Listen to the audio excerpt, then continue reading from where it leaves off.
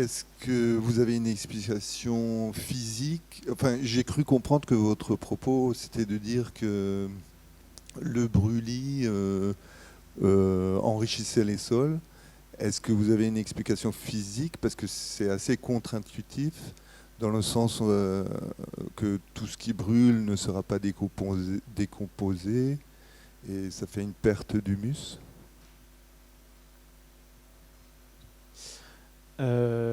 Merci beaucoup.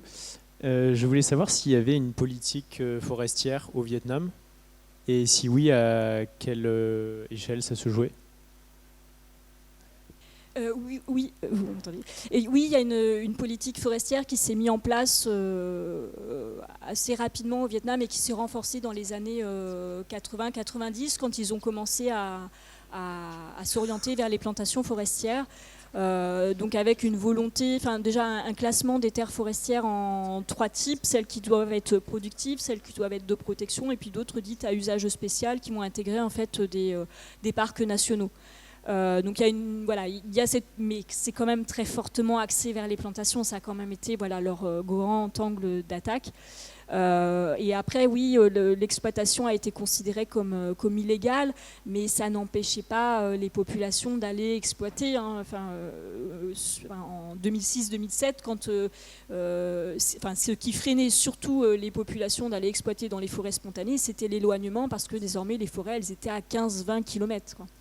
Donc oui, il y avait une réglementation, mais difficilement applicable. Et après, il y a des aires protégées qui se mettent en place, où on va souvent exclure d'ailleurs les populations locales de ces espaces-là, ce qui pose d'autres problématiques.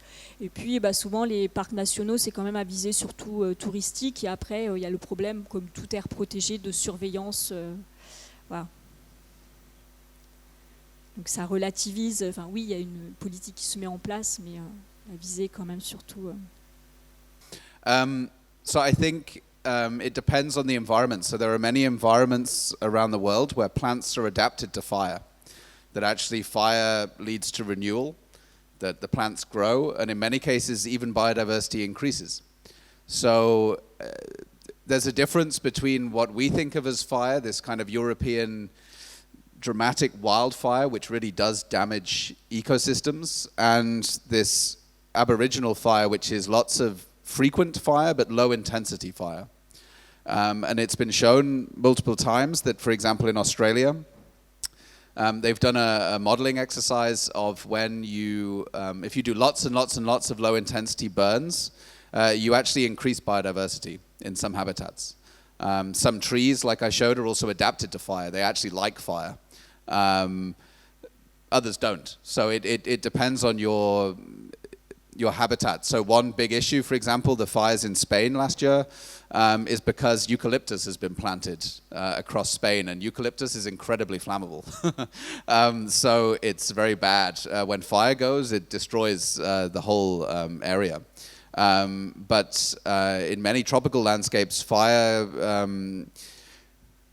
slash and burn also depends on if you move. So this model where you sort of burn you burn it, you clear it for 3 years, 5 years, and then you go away for 10 or 20 years.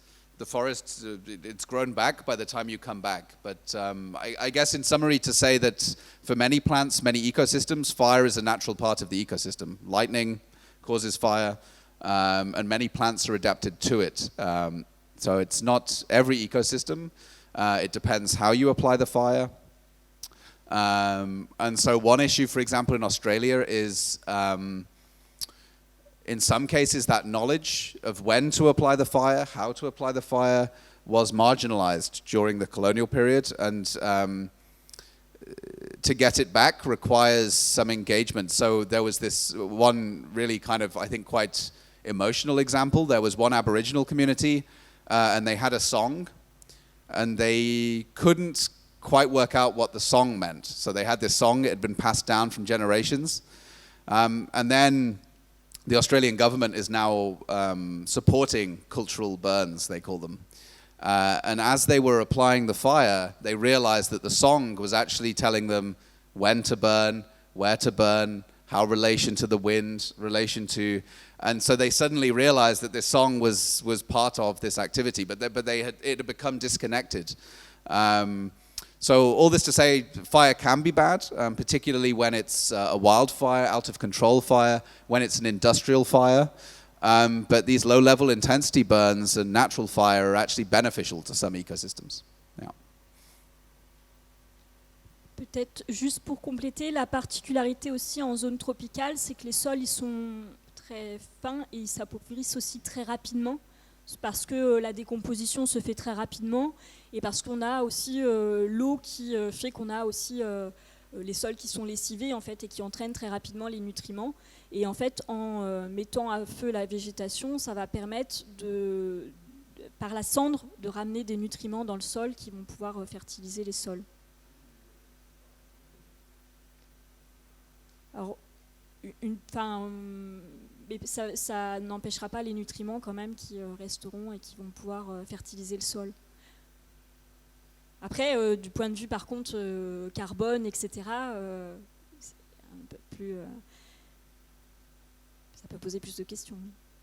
Mais, and if that was also about the carbon emissions, they did an interesting study in Australia where they measured the emissions of an Aboriginal community burning 80 times, low-level intensity burn 80 times on a landscape, and the emissions were lower than when you left it and then a wildfire hit it once. So just to also show that this argument that fire is bad from emissions is actually in some cases it's if you are applying that low intensity regular burning, the overall emissions output is lower than if you just left it and then had a disastrous wildfire. So that's also a balance. Yeah.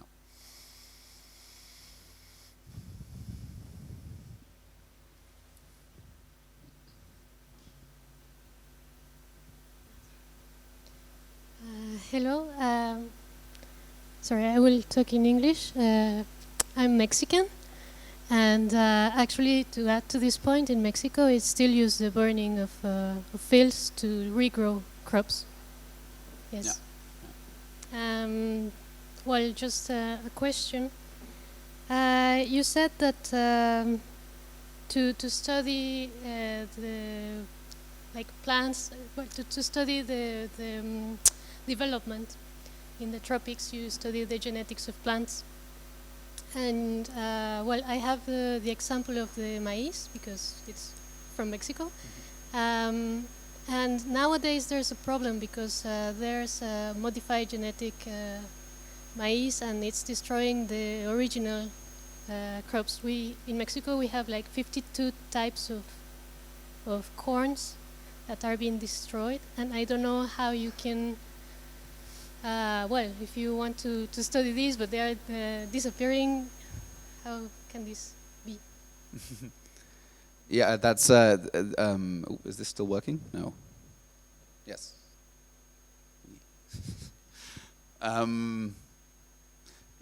Great question. So with maize, they've done the genetics in part on those threatened variants, and so I don't know if you've seen this, but so they've shown that the genetics now shows that it was obvious, we already knew it was domesticated in Mexico, but actually shows that it then spread from Mexico to North America, but also to South America, and there is now evidence that it undergoes before it gets into the Amazon. There's kind of another. It's not quite a new domestication event, but it's some kind of big turnover. And so human society is interacting with it, and its interaction with that environment is leading to another change, where there's a variant throughout South America that's different than to as part of this dispersal process. And so just to say, yes, this diversity is huge and is something we can document. I didn't mention it, but for this Brazil nut, so we didn't just do the cause, we also did the genetics of those Brazil nut trees. And we found that the trees that were being managed actively by indigenous communities today or in the past had a higher level of genetic diversity than those just growing in the forest. And so actually these indigenous practices of opening forest or moving them around is actually increasing local diversity. and is something that obviously things like monoculture are wiping out. So as you say, you know, these new monocultures that are based on genetic modifications can be very dangerous. And we know that with the banana. The banana is basically going extinct. You know, even the one that we eat, the Cavendish, I think it is nearly completely extinct. And so there are a lot of these instances where these crops, the genetic diversity is being lost, and now they're very vulnerable to pests. And there's big projects actually to go and get those variants that are threatened, to go and get their genomes, because they may actually provide insights into new. Potato is another example. So in the Andes, they grow, I don't know how many types of potatoes, but it's similar, 50 or more maybe. And then of course the Europeans took one, and then when you get the Irish potato famine, it's because that one type is now limited and interacting with the pest, and that's why you get this huge. But of course the indigenous communities were always growing multiple types, as you say. So it's another area where of course how we interact with these plants is very different to how they did. Yeah.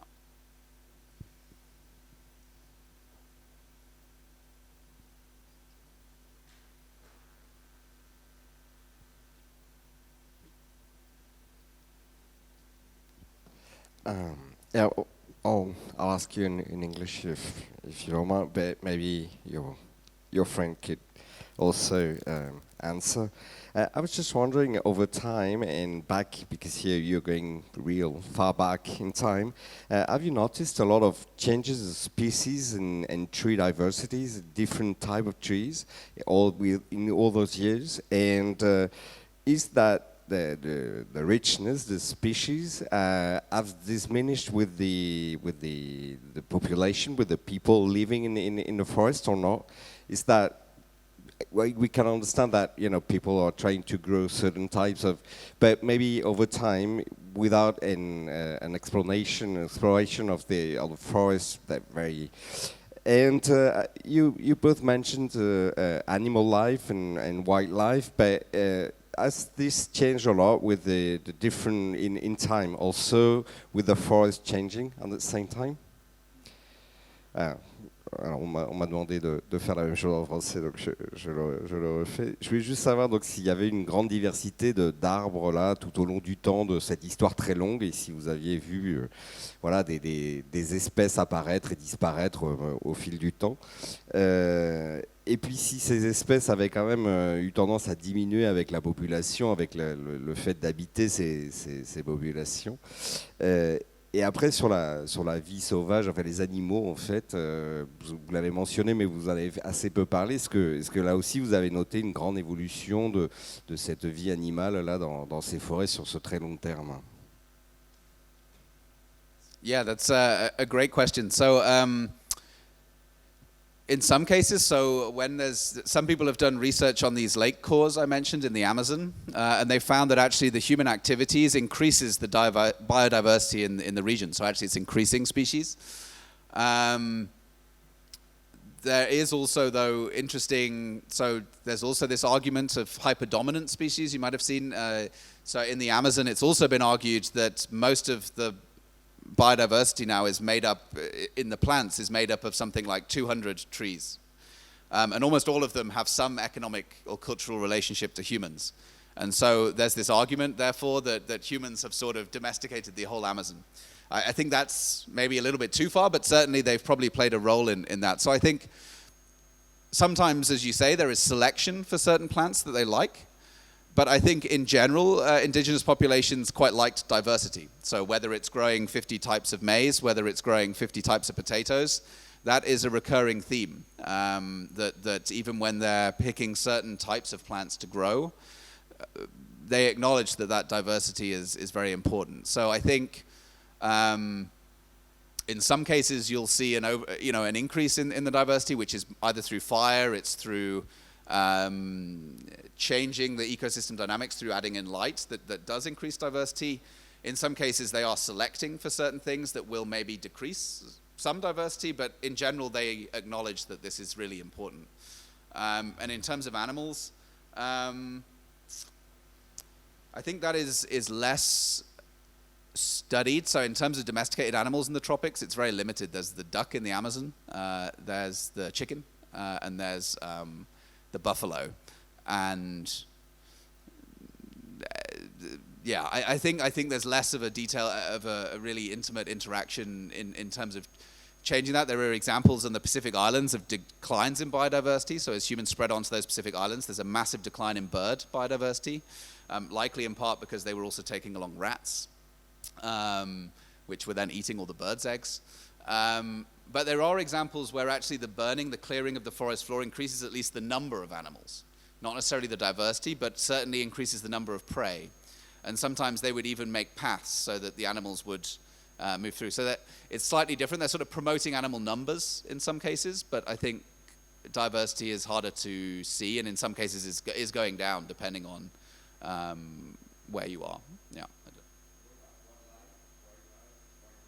Yeah. Well, yeah. So these in the Pacific Islands, for example, there's this big study of these seabirds, and that really does go down, probably because of rats, actually, because you get the rats onto the small islands, and they, yeah.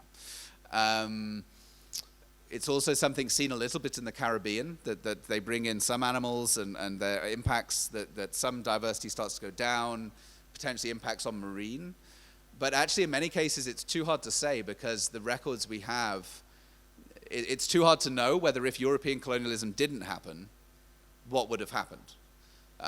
So in some cases, there are little hints that shellfish are getting smaller because they're being exploited, but we don't know whether they would have then corrected themselves. And then in some cases, there is evidence that they then, so even in the Pacific Islands, Tikopia is famous, where they actually limited their own birth profiles. They actually killed a load of pigs, and the environment grew back. So there are examples where indigenous people saw change and then sort of changed their behavior. And so I think we just, at the moment, don't have enough evidence to know, particularly in terms of animals, what the ultimate outcome would be. Because then European colonialism arrives and most things go down. But it's too hard to know whether, what would have happened if they hadn't arrived in some cases. Yeah. Et juste pour compléter sur le point de vue vietnamien, du coup on retrouve effectivement une grande diversité chez les ethnies minoritaires dans les cultures qu'elles pouvaient avoir. Elles privilégiaient vraiment la diversité parce que ça leur permettait d'avoir une alimentation aussi variée. Par contre, dès lors que l'on va aller vers de l'exploitation commerciale, là on va être beaucoup plus sélectif.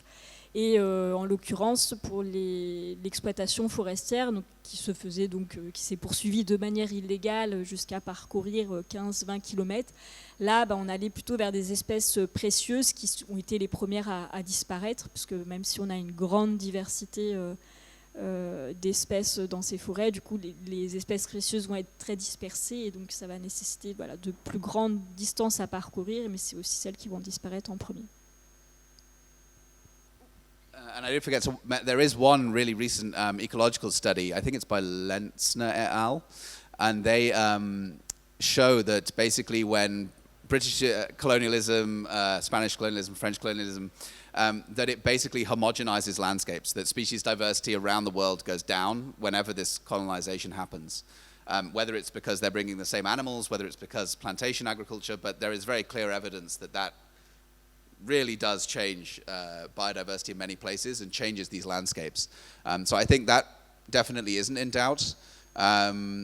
Whereas in many cases we actually even have urban populations in the Amazon that are increasing biodiversity. So I think it's sometimes hard to say exactly, but I think we have very clear evidence that indigenous strategies tend to be promoting biodiversity, even if in some places, like with the rats, there are instances where that has issues. Whereas I think with colonialism, there's very clear evidence that homogenizes many landscapes, and is continuing today, of course. Yeah.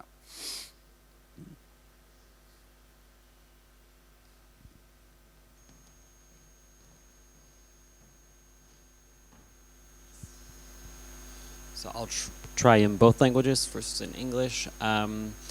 You've talked a lot about colonialism and colonization and Europe, and I was wondering if you had any examples of diversity within Europe, because there's a kind of description of Europe as a way of doing things, and yet colonialism was carried out by specific categories of people. So I'm thinking in particular about class and class domination, and so Similarly, for Vietnam, there's a difference between, sorry, I'm talking to you in English, but I'll ask it in French too, but you talked about ethnic minorities and ethnic majorities, so there's also diversity, pre-colonial diversity in Vietnam. I think it's pre-colonial, maybe, or I guess it depends if you're thinking about Chinese colonialism. Anyway, is there evidence of diversity in Europe? And so are there places where there were populations in Europe that were doing a more sustainable way of doing things? Or is it something European in general? So like maybe in a word, capitalism or industrialization. Donc, bref, juste pour dire en français, est-ce qu'on constate qu'il y a éventuellement des différences en Europe plutôt que de dire que l'Europe, il y avait un modèle? Est-ce qu'il y avait une diversité de modèles qui ont disparu avec le temps? Est-ce que donc du coup quand on décrit l'effet du colonialisme, c'est l'effet pas de l'Europe en général ou d'un modèle européen, mais d'un modèle d'une certaine classe en Europe? Et puis quand on parle du Vietnam, il y avait la question donc des minorités ethniques qui étaient dans les montagnes, et puis si j'ai bien compris, une majorité ethnique près des plaines qui avait un autre rapport à la nature, pour faire très vite et très vulgairement, qui pourrait laisser penser qu'il y a aussi une diversité de façons de faire, y compris avant la colonisation. Donc c'est pas juste un effet de la colonisation, mais peut-être des rapports de domination entre majorité, minorité. Je ne sais pas si je suis clair, mais ça m'intéresse d'avoir votre réaction. Yeah, I think that's a great question, and I think a lot of these colonial, or as you said, driven in a large part by capitalism, is impacting Europe, if not even before. So Jason Moore has those great papers on how this model of extractive deforestation, extracting indigenous labor, is actually one of the first examples of the Tudors in Ireland. That actually the English Tudor family go to Ireland and start extracting forests. They force Irish labor to extract those forests, and then ultimately the agriculture that changes around that. Similarly, he also talks about Central Europe and these mines, how they decimate forests and how this works. And I think it is an interesting point that we don't talk enough about. We were also in the Black Forest in Germany a while ago for a workshop. And there it's very interesting that villages were set up to extract wood in Germany for building ships in the Netherlands to fuel these colonial endeavors. And basically the deforestation occurred, and then a whole half of this village got on the same ship to the Americas because there was no income anymore, because they'd basically been so tied to this colonial extraction. So I think it's quite right that actually this colonialism, this capitalism is impacting populations in Europe. With regards to your question about, therefore, are there examples of sustainable approaches in Europe? I mean, I think certainly there are cases of woodland management, these kind of commons management practices that are, at least in certain parts of England, happening. Although many cases what's happening is that those areas are maintained by royal monopoly. So actually it's the fact that the king is saying, that's my forest, you can't go in there, that's actually protecting it. And similarly, we see even in the colonial period in the Americas that as the kings maintain monopolies, things are being extracted, but not at a level to when you sort of get the Bourbon reforms in the case of Spain, and the markets open wide, and then basically anyone can extract.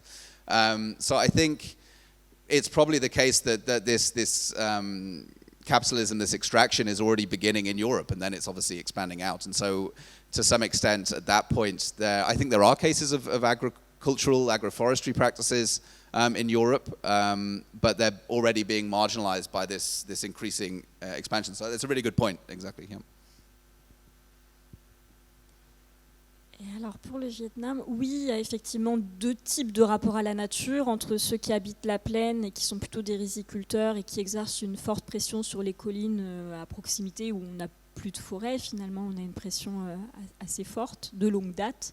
Et puis les ethnies minoritaires qui vont avoir un tout autre mode de vie, qui vivent eux véritablement en osmose avec la forêt. Oui, c'est deux rapports différents qui préexistent avant la période coloniale. Mais il y a quand même certaines choses qui vont être imposées aussi, qui vont se diffuser à partir de la période coloniale. Les plantations d'arbres, l'exploitation forestière dans un objectif commercial, c'est introduit à partir de la période coloniale et c'est repris ensuite par l'ethnie majoritaire qui va s'imposer sur le territoire vietnamien, quoi.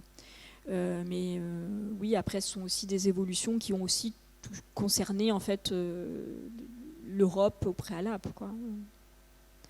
Avec une gestion forestière très rationnelle et rationalisée en France, par exemple, et qu'on a essayé de mettre en place sur l'actuel territoire vietnamien, mais qui s'est avéré pas adapté, puisque c'est pas du tout les mêmes forêts, quoi. And I was just thinking, I also forgot to mention the Sami, of course, in Finland, indigenous community looking at reindeer hunting, and they are also, they've also faced this similar colonialism. So I think there are examples. And one issue, though, I think is this issue of distance, right, and the way that the power imbalance ends up happening, because I think, in general, even today, if we see environmental change, we have an issue. We don't like it if someone cuts down our trees on our street, behind our houses. Usually we have an emotive response to that, but the biggest issue, I guess, is that the tropics, inverted commas, become the source of a lot of these extracted goods, and still are today. When we go to the supermarket, a lot of our choices affect there rather than our own environment. And so I think it's that distance that becomes a really big problem, and why it's so visible there as opposed to Europe, where kind of we see the environment around us, and in some cases there's arguments that Britain was deforested by the Iron Age, which has not got anything to do with capitalism, but just different activities.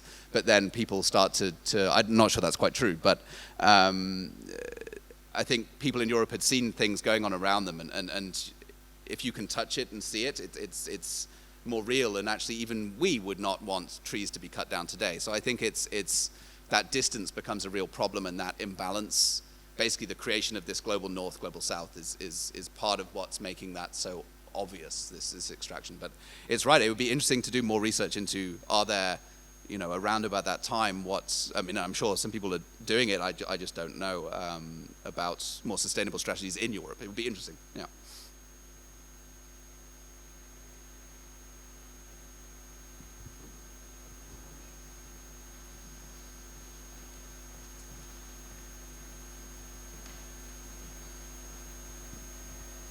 Thank you very much. I have a very naive question about the Brazilian nut tree.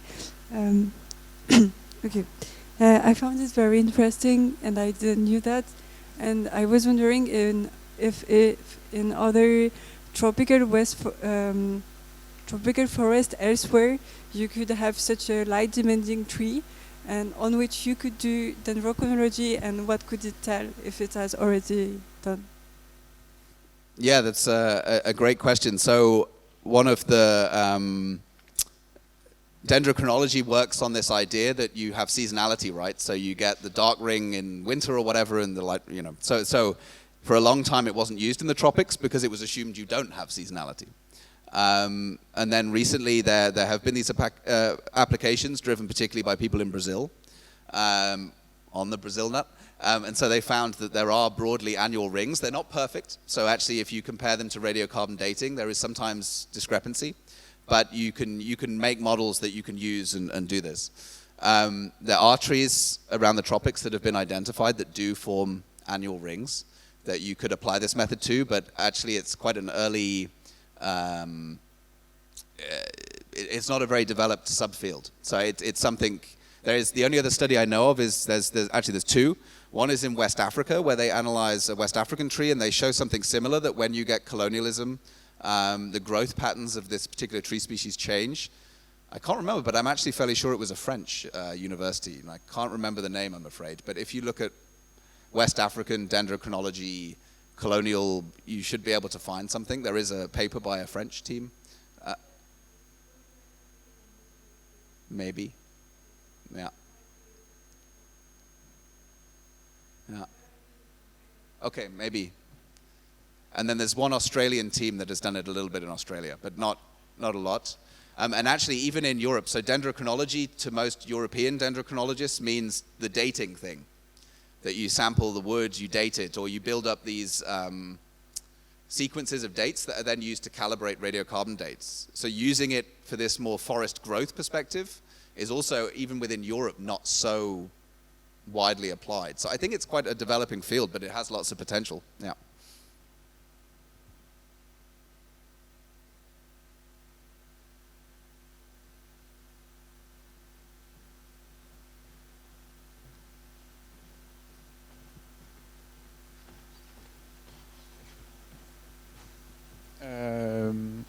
moi j'avais une remarque, question, même si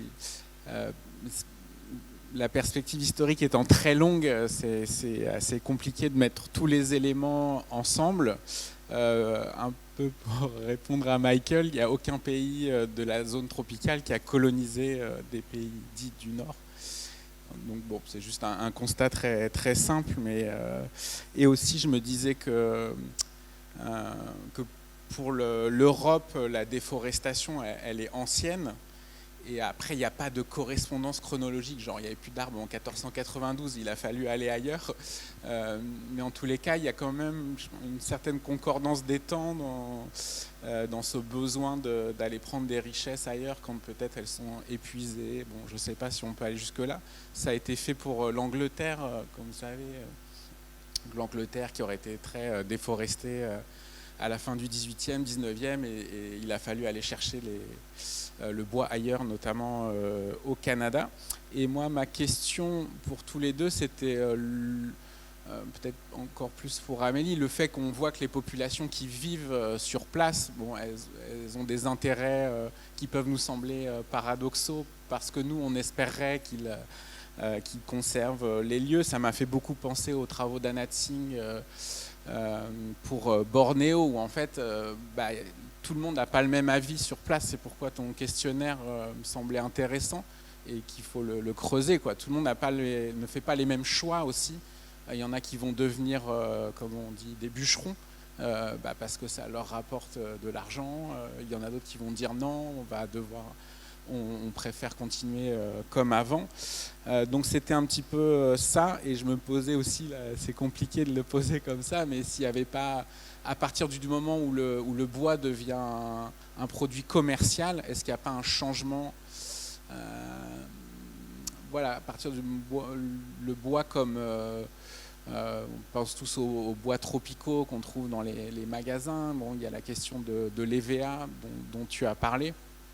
Et à partir de ce moment-là, c'est peut-être un peu simpliste, mais il y a au Vietnam, j'ai l'impression pour l'acacia, c'est est-ce qu'on cultive du riz, ou est-ce qu'on produit de la subsistance, ou est-ce qu'on va produire des arbres que l'on va vendre, et avec cet argent, on va acheter de quoi manger. Donc c'est peut-être un peu simpliste, mais j'ai l'impression qu'il y a de ça là-dedans.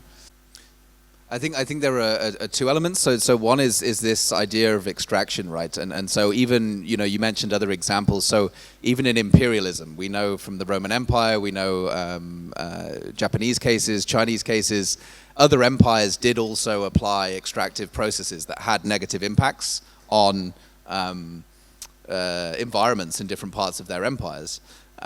So part of it is this idea that I'm going to, for the benefit of this empire, I'm going to take something from there to do something, whether it's wood, whether it's people, whether it's, that has an impact, because it's no longer, can my city support itself? It's, can I get things from somewhere else to support a wider network?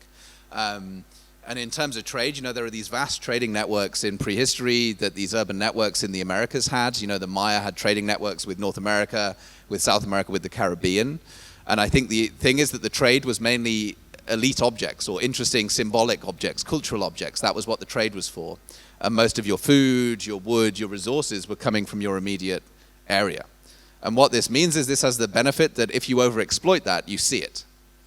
And I think it's also the same with the empires, pre-Europe empires.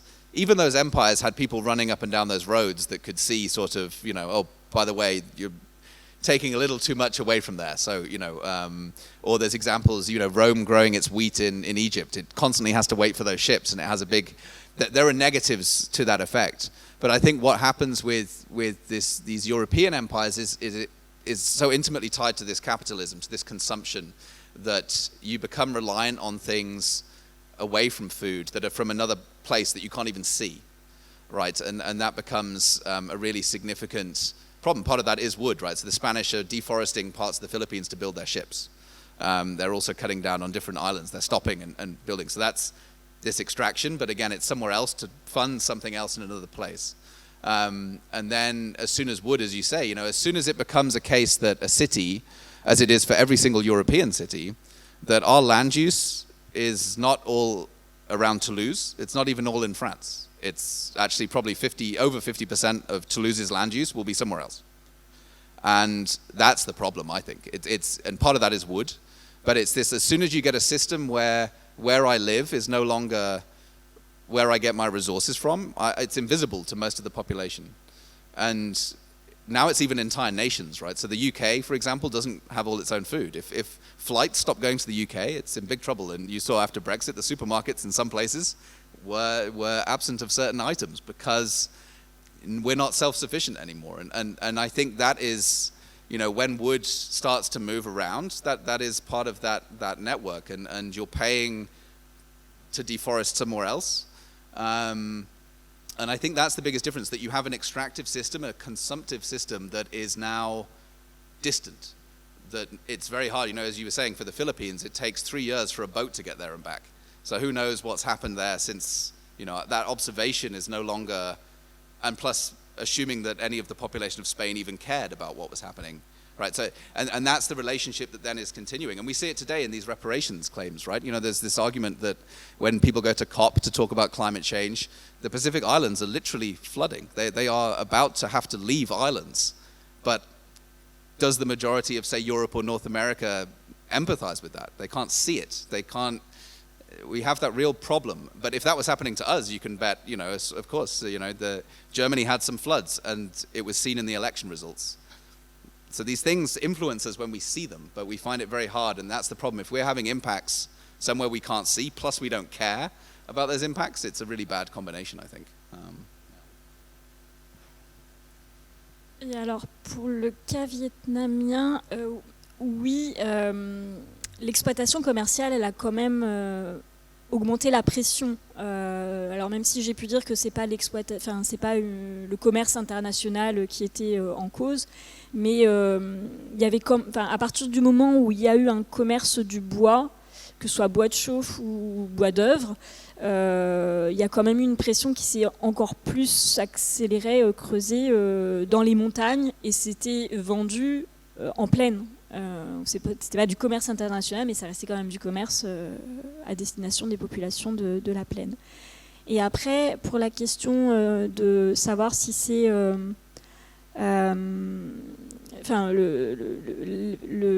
il faut pas perdre de vue qu'effectivement les populations, surtout dans les montagnes, et les populations qui ont été interrogées dans le questionnaire sont des villageois qui, en tout cas dans les années 2000, avaient des difficultés aussi pour se nourrir.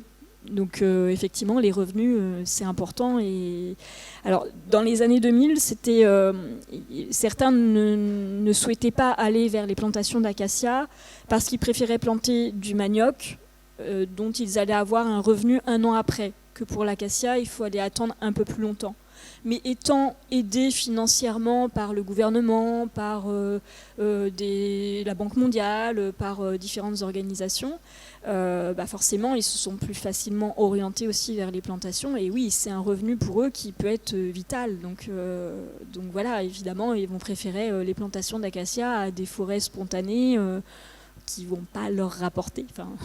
Voilà, tout simplement.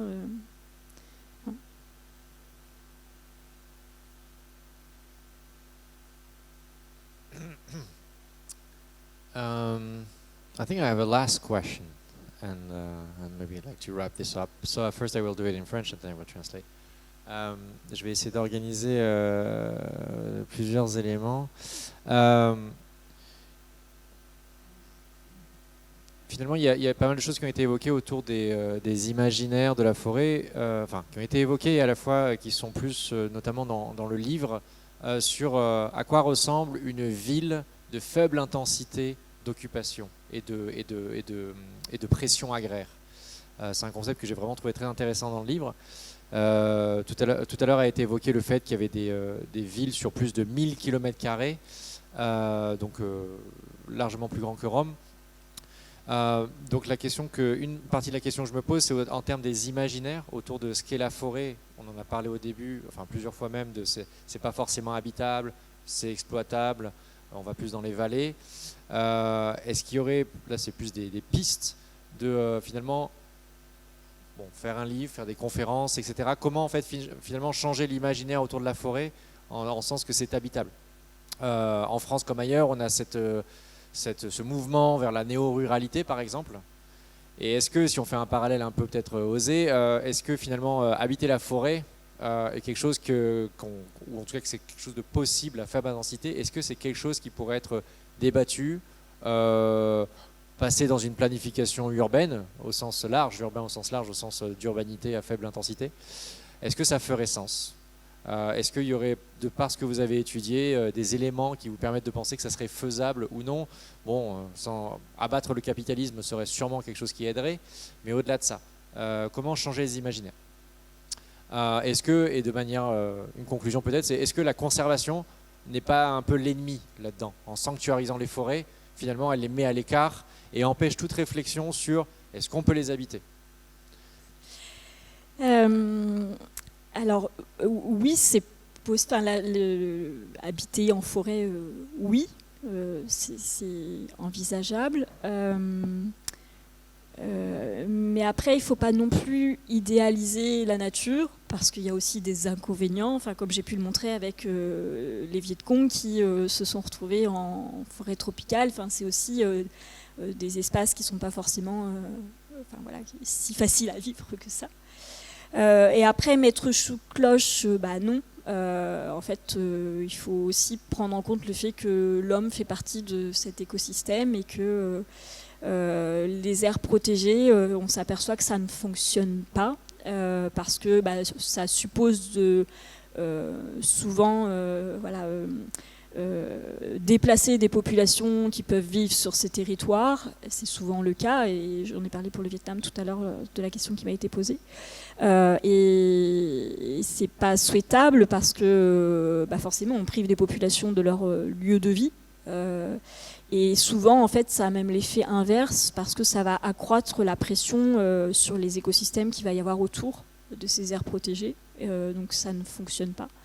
Donc non, il faut vivre avec la forêt et en exerçant évidemment une moindre pression, mais pas, on ne peut pas supprimer, sinon on supprime l'homme sur Terre. Mais c'est pas, enfin voilà, ni l'exclure complètement, ni augmenter trop la pression, un entre-deux quoi. So I guess your question cuts to the heart of this idea of can humans live with forests, right? So the imaginary that they're sort of natural or outside, or that if we go into them, we inherently want to destroy them, basically, or use them. So I think on numerous local scales, there are examples where this evidence for living with forests is leading to change. So in many cases in Australia, the government is supporting Aboriginal communities going back to what they were, to country, to do cultural burns, and that is having visible positive effects. So on local scales, that's quite visible. So I think there are some cases. There are also cases of, we know, to take oil palm for as an example. It's when it's grown within agroforestry systems, it actually can be very positive because it can actually allow communities to make some money while also maintaining the same ecosystem and food security. And so smallholders have done that frequently in New Guinea and Southeast Asia, but the problem is they get bought out by big companies, governments wanting to extract it on a large scale.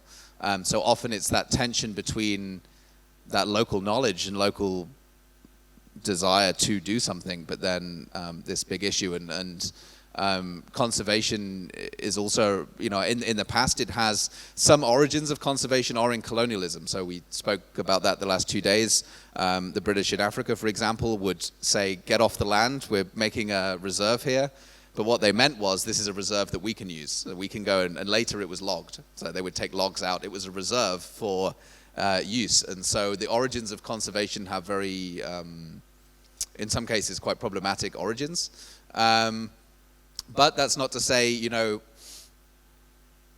intact forests, inverted commas. As I sort of would say, when I do a talk on land use, a land use is a decision also to not do something to a landscape. It doesn't mean that people aren't there. It doesn't mean that people aren't aware of it, but they're deciding to leave part of the landscape more intact than other parts.